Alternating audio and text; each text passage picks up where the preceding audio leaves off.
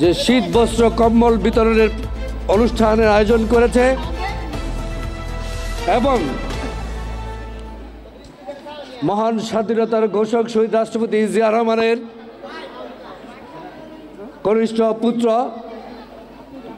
জনাব প্রয়াত আরাফাত রহমান কোকুর স্মরণে টুর্নামেন্টের পুরস্কার বিতরণ অনুষ্ঠানে দুইটি অনুষ্ঠান একসঙ্গে। সভার সভাপতি জাতীয়তাবাদী স্বেচ্ছাসেবক দল কোতোয়ালি থানার সিনিয়র যুগ্ম আহ্বায়ক কাউসার আহমেদ জজ, উপস্থিত হিন্দু বৌদ্ধ খ্রিস্টান ঐক্য পরিষদের সংগ্রামী সভাপতি রাজকুমার দাদা, বিদ্যুৎ কুমার, নবোদয় এবং আমাদের অত্যন্ত ঘনিষ্ঠ বিএনপি নেতৃবৃন্দ,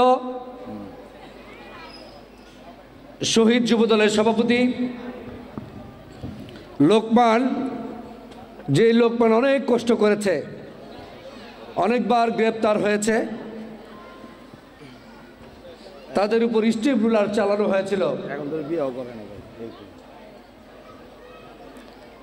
যার কারণে সামাজিক যে একটা বন্ধন সেগুলো সে করতে পারেনি বিগত ফ্যাসিবাদী সরকারের কারণে। সম্মানিত নেতৃবৃন্দ, সম্মানিত উপস্থিতি, আমি আজকের অনুষ্ঠানে অত্যন্ত আনন্দিত আজকের উপস্থিতি দেখে, যে মানুষ বিগত 17টি বছর এই জায়গায়, যেখানে সনাতন ধর্মীয় অবলম্বীদের ভাই বোনদের বসবাস, অধিকাংশ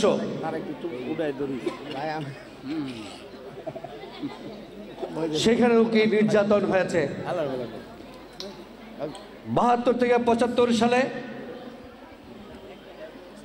যুদ্ধ বিধ্বস্ত দেশে রেশনিং পদ্ধতি ছিল। 74-এ দুর্ভিক্ষ লাগানোর ফলে সেখানে রেশনিং পদ্ধতি ছিল।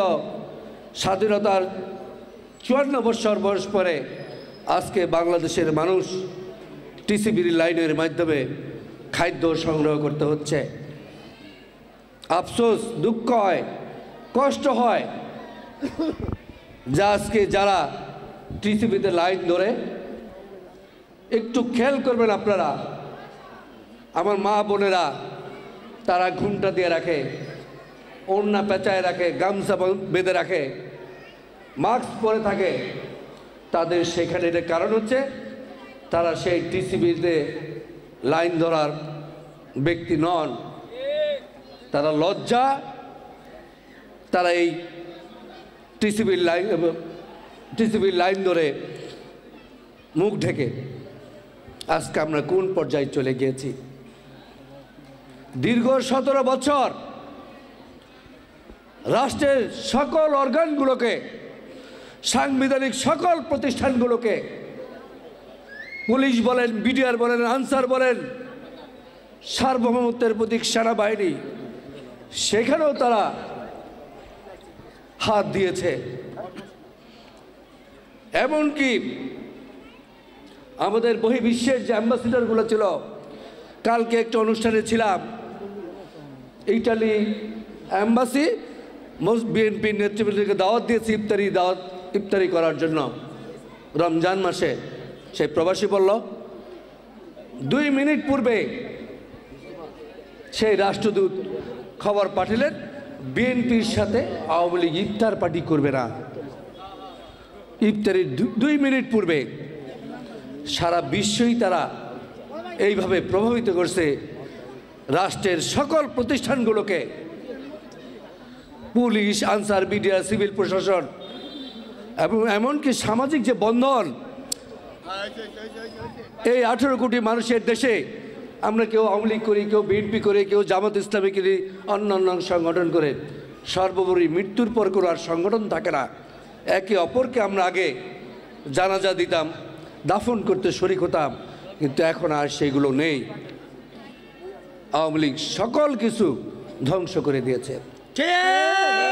এমনকি আমাদের মুসলমানদের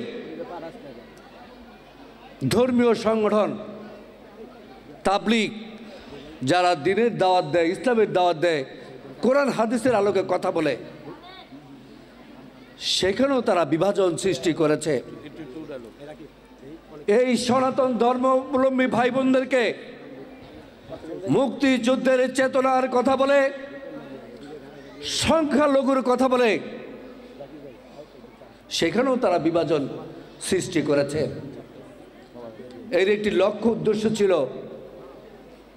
যদি বিভাজন সৃষ্টি করা যায় তাহলে এই রাষ্ট্রের চোরেরা ক্ষমতাকে দীর্ঘায়িত করতে পারবে, ক্ষমতাকে প্রলম্বিত করতে পারবে, যার আলোকেই একে অপরের সাথে বিভাজন সৃষ্টি করেছিল। আপনারা দেখেছেন আমাদের 3 বারের সাবেক প্রধানমন্ত্রী দেশ নেত্রী বেগম খালেদা জিয়াকে হত্যা করার জন্য তারা ব্যবস্থা করেছিল। এই বাংলাদেশ নামক দেশটি 1971 সালে 26শে মার্চ যেখানে ঘোষণা দেওয়ার কথা ছিল শেখ মুজিবুর রহমান সাহেবকে, সেইখানে ঘোষণা দিতে হয়েছে মহান স্বাধীনতার ঘোষক শহীদের রাষ্ট্রপতি জিয়া রহমানকে, যার আলোকে দীর্ঘ 9 মাস শুধু জিয়া রহমান ঘোষণা দিয়েই ক্ষান্ত থাকেননি, তিনি সশস্ত্র পাকিস্তানিদের বিরুদ্ধে দীর্ঘ 9 মাস যুদ্ধ করে স্বাধীনতা লাভ করেছিল, বিজয় লাভ করেছিল। পরবর্তী পর্যায়ে যখন গণতন্ত্র ব্যাহত হলো, তখন 3 বারের সাবেক প্রধানমন্ত্রী দেশনেত্রী বেগম খালেদা জিয়া দীর্ঘ 9 বছর সংগ্রাম করে গণতন্ত্র পুনরুদ্ধার করেছিল এবং সংসদীয় গণতন্ত্র পদ্ধতির মাধ্যমে দেশনেত্রী বেগম খালেদা জিয়া প্রথম নারী প্রধানমন্ত্রী হয়েছিলেন। পরবর্তী পর্যায়ে দীর্ঘ 17 বছর যে জালেম দ্বারা আমরা নির্যাতিত হয়েছি, নিষ্পেষিত হয়েছে, আজকে বাংলাদেশের মানুষ নিষ্পেষিত হয়েছে। সেই জালেমরা 2024 সালের 7ই জানুয়ারি একটি ভোটের আয়োজন করেছিল।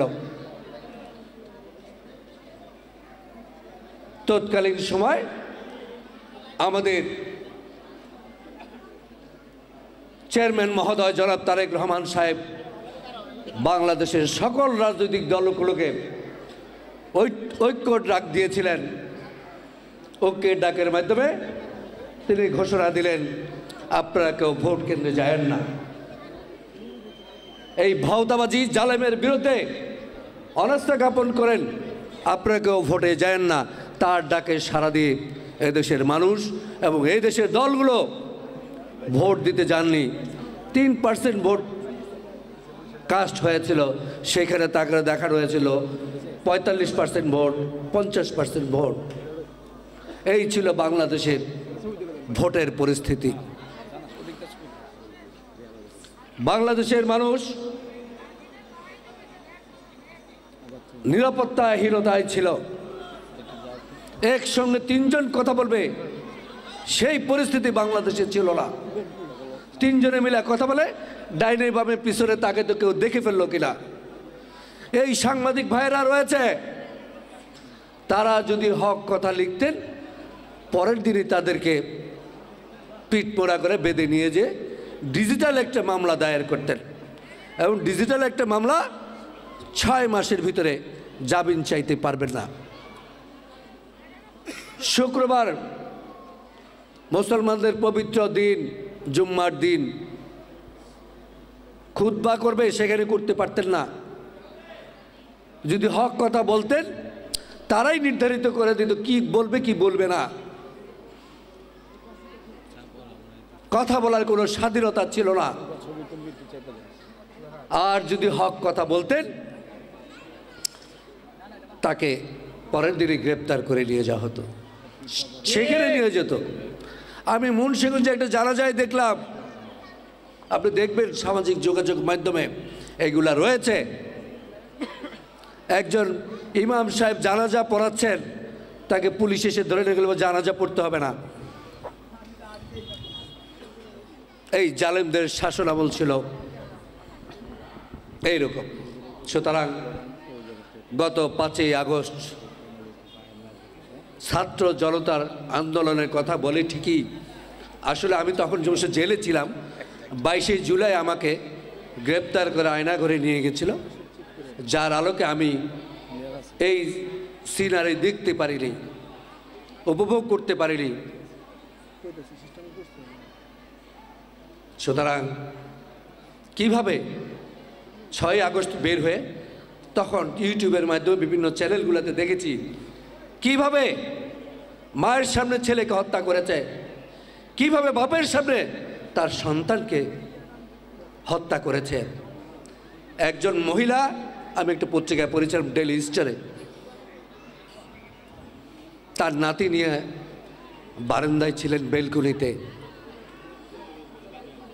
সেই গুলি করেছে, ও নাতি ভেদ করে তার দাদি লেগে আরেকজনের গায়ে লেগেছে। একজন পুলিশ অফিসারের সন্তানকে গুলি করেছে, পুলিশ অফিসার ঝাঁঝরা করে ফেলেছে। পুলিশ অফিসার বলেছে একটি মানুষকে হত্যা করতে কয়টি গুলি লাগে, আফসোস করে তিনি বলেছেন। দীর্ঘ 9 বছর গণতন্ত্র পুনরুদ্ধারের জন্য 106 জন নেতা কর্মীকে হত্যা করেছিল এরশাদ সরকার। আর এই জালেম 3000-এর উপর রাজনৈতিক নেতা কর্মীরা এই 16ই আগস্ট জুলাই থেকে 5ই আগস্ট পর্যন্ত হত্যা করেছে। 11,000 রাজনৈতিক নেতা কর্মী ছাত্র জনতা নিখোঁজ রয়েছে, 33,000 রাজনৈতিক ছাত্র জনতা আহত হয়েছে। এবং আহতর যদি সিনারি আপনারা দেখবেন, সহ্য করার কত না। আমরা গিয়েছিলাম জেলখানার পরে, কারো চোখ নাই, কারো পেট নাই, কারো হাত নাই, এর চাইতে মরে যাওয়াই খুব ভালো ছিল। এই জালেমরা, এদেশের মানুষ জালেমের হাত থেকে গত 5ই আগস্ট মুক্তি পেয়েছে ঠিকই, কিন্তু ষড়যন্ত্র থেমে নেই। বাংলাদেশের ভিতর, বাংলাদেশের জনগণের বিরুদ্ধে, রাষ্ট্রের বিরুদ্ধে ব্যাপক ষড়যন্ত্র চলছে এখনো। আপনারা দেখেছেন এই 5ই আগস্টের পর ফারাক্কার বাঁধ ছেড়ে দেওয়া হলো, সেখানে মানুষ, সিলেট এবং নোয়াখালী অঞ্চলের অনেক লোক আহত হয়েছে, ঘরবাড়ি বিধ্বস্ত হয়েছে, ক্ষতিগ্রস্ত হয়েছে। পরবর্তী পর্যায়ে তাদের ছাত্র সংগঠন, যুব সংগঠন, যুবলীগ, ছাত্রলীগের আনসারের ড্রেস পরিয়ে সচিবালয় ঘেরাও কর্মসূচি ঘোষণা করেছিল। তারপরে গার্মেন্ট শিল্প ধ্বংস করার জন্য একের পর এক ষড়যন্ত্র চালিয়ে যাচ্ছে। সুতরাং বাংলাদেশ ভালো নেই। আজকে দীর্ঘ 4 বছর অতিবাহিত হয়েছে, কিন্তু দেশ এখনো সেটেল হয় নাই, আনস্টেবল রয়েছে দেশ। বাংলাদেশে কখন কি হবে আপনি বলতে পারবেন না। সুতরাং আজকের এই সমাবেশ থেকে আমি এই অন্তর্বর্তীকালীন সরকারকে বলবো, অবিলম্বে দ্রুত মোটা দাগের যেগুলো সংস্কার রয়েছে নির্বাচন সংক্রান্ত,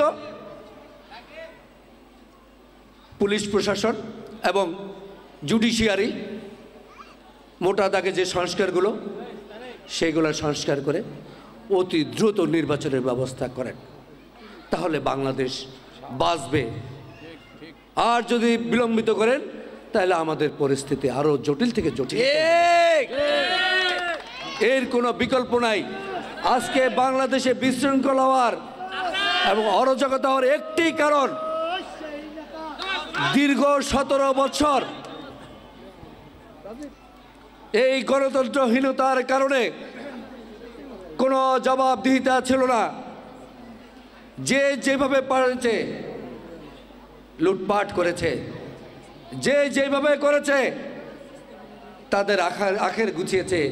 এই যে একটি এলাকা, এখানেও তো একটি ব্যক্তি ছিলেন, কি নজিবুল্লাহ হিরু সাহেব, তিনি গোল্ডের স্মাগলিং করে নাই? তিনি এখানে বিভিন্ন ছেলে পেলে দিয়ে মাদকের ব্যবসা করেননি? আমি তো চিনি ওনাকে, ঠিক, কেন আমি তো লালবাগেরই সন্তান, ঢাকায় আমার জন্ম, আমি ঢাকা কলেজের ভিপি ছিলাম, আমি সকলকে চিনি। সুতরাং মানুষের টুটি চেপে ধরেছিল এরা, কথা বলা যাবে না, কিছু দেখলেও দেখা যাবে না। সুতরাং দেশের বিরুদ্ধে যে ব্যাপক ষড়যন্ত্র, সকল ষড়যন্ত্রকে মোকাবেলা করে এবং দেশ জনাব তারেক রহমান সাহেব এবং আমাদের বিএনপির পক্ষ থেকে 31টি দফা প্রণয়ন করেছে, যে একজন রাষ্ট্রে 2 বারের বেশি প্রধানমন্ত্রী থাকতে পারবেন না, এবং সভাপতি এবং রাষ্ট্রপতি এবং প্রধানমন্ত্রীর ভিতরে ভারসাম্য রক্ষার জন্য যা যা করার দরকার সেই করবে। সর্বোচ্চ বাজেট শিক্ষা খাতে দিতে হবে। এইভাবে নতুন বাংলাদেশ গড়া নিয়ে 31টি দফা বিএনপির থেকে প্রণয়ন করা হয়েছে এবং মা বোনদের নিরাপত্তা নিশ্চিতের জন্য বিধবা ভাতা, বয়স্ক ভাতা এবং শিক্ষা, সকল কিছু 31 দফা রয়েছে। এই দফাগুলো যদি আমরা বাস্তবায়ন করতে পারি তাহলে বাংলাদেশ সোনালী বাংলাদেশে রূপান্তরিত হবে এবং সকলেই আমরা ঐক্যবদ্ধভাবে দেশের বিরুদ্ধে যে গভীর ষড়যন্ত্র চলছে, সার্বভৌমত্বের উপর যে ষড়যন্ত্র চলছে, দল মত নির্বিশেষে, ধর্ম বর্ণ নির্বিশেষে, এই দেশ আপনারা আমার সকলে। আমাদের বিএনপির সংবিধানে সংখ্যালঘু বলতে কিছু নেই। এই বাংলাদেশের সীমানায় হিন্দু, বৌদ্ধ, খ্রিস্টান, মুসলমান যারাই বসবাস করবে সকলেই বাংলাদেশি। আমার যতটুকু অধিকার রয়েছে আমার সনাতন ধর্মীর ভাই বোনদেরও ততটুকু অধিকার রয়েছে। কিন্তু বিগত দিনে যারা পালিয়েছে, এই জালেমরা, তারাই বলেছিল সংখ্যালঘুর কথা বলে, তারা মনে করে আপনারা তাদের এই ভোটের রাজনীতির জন্য তারা এইগুলা করেছিল, তাদের পক্ষে নেওয়ার জন্য। কিন্তু দেখেন আপনাদের সহায় সম্পত্তি বিভিন্ন জায়গায়, বাংলাদেশের অন্যান্য জায়গায় খবর নিয়ে দেখেন, এই চোরেরা দখল করেছে, দখল করে সনাতন ভাই বোনদের উপর নির্যাতন চালিয়েছে। গত 6 আগস্ট এখানে আমার 2জন সিনিয়র রয়েছেন, রাজকুমার দাদা এবং বিদ্যুৎ দাদা, তাদের সাথে যোগাযোগ করে আমরা সার্বক্ষণিকভাবে, এমনকি ঢাকেশ্বরী মন্দিরে যারা রয়েছে সকলের সাথে যোগাযোগ করে আমরা সার্বক্ষণিকভাবে তাদের পাশে ছিলাম, আসি, সামনেও থাকবো। আপনারা নির্ভয়ে আপনারা থাকবেন, কোনো ভয় নাই। এই দেশ আপনারও দেশ, এই দেশের নাগরিক আপনারাও। আমার যতটুকু মুসলমানের অধিকার রয়েছে আপনারও ততটুকু অধিকার রয়েছে। এই অধিকারটুকু, আপনাদের অধিকারটুকু কর্ম করেছিল এই বিগত দিনে যে সরকার ছিল তার কারণ আমরা কখনোই সংখ্যালঘু বলি নাই।